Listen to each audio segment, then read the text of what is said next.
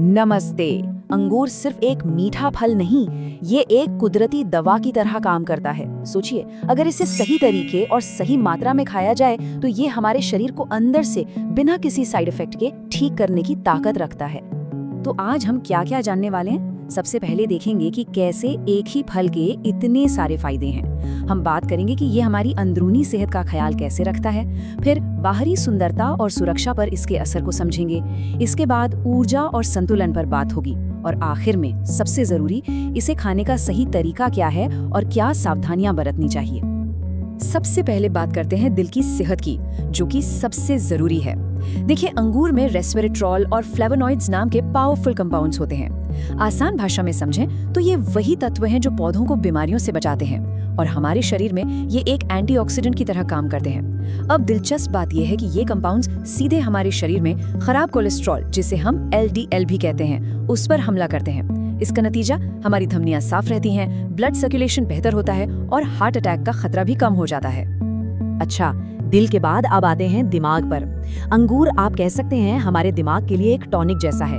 ये सिर्फ मेमोरी को ही बूस्ट नहीं करता, बल्कि रोजमर्रा की जिंदगी में जो स्ट्रेस और एंजाइटी होती है ना, उसे भी कम करने में मदद कर सकता है। और तो और लॉन्ग टर्म में देखें तो अल्जाइमर जैसी गंभीर बीमारियों से बचाव में भी ये काफी मददगार साबित हो सकता है। कहते हैं ना, एक सेहतमंद शरीर की नींव एक अच्छे पाचन तंत्र से होती है। तो इसमें अंगूर कैसे मदद करता है? इसमें जो फाइबर होता है वो कब्ज दूर करने और डाइजेशन को स्मूथ बनाने में मदद करता है। और हाँ, एक बहुत जरूरी बात, अगर अंगूर को खाली पेट खाया जाए तो इसके डाइजेस्टिव फायदे और भी बढ़ जाते हैं। ये एक बहुत काम की टिप है।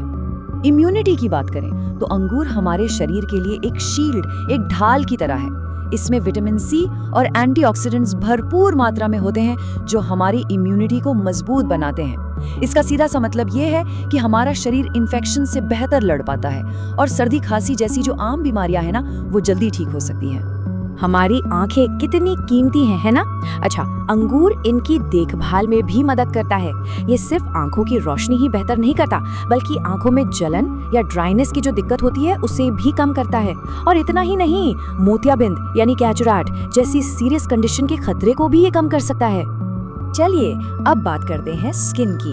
अंगूर में जो एंटीऑक्सीडेंट्स होते हैं वो फ्री रेडिकल से लड़ते हैं। ये फ्री रेडिकल्स ही हैं जो हमारी त्वचा पर झुर्रियां और उम्र बढ़ने के निशान लाते हैं। तो अंगूर पिंपल्स और दाग धब्बों को कम करके स्किन को एक नेचुरल ग्लोइंग लुक देने में मदद करता है। जो लोग अपना वजन कंट्रोल करना चाहते हैं, उनके लिए अंगूर एक बहुत अच्छा ऑप्शन हो सकता है। क्यों? क्योंकि इसमें कैलोरी कम होती है और पानी की मात्रा ज्यादा। इससे पेट भरा भरा सा महसूस होता है और भूख कंट्रोल में रहती है। और साथ ही ये मेटाबॉलिज्म को तेज करने में भी मदद कर सकता है। अच्छा, अब एक बहुत ही जरूरी टॉपिक पर आते हैं, ब्लड शुगर। इसे समझने के लिए पहले हमें ग्लाइसेमिक इंडेक्स को समझना होगा।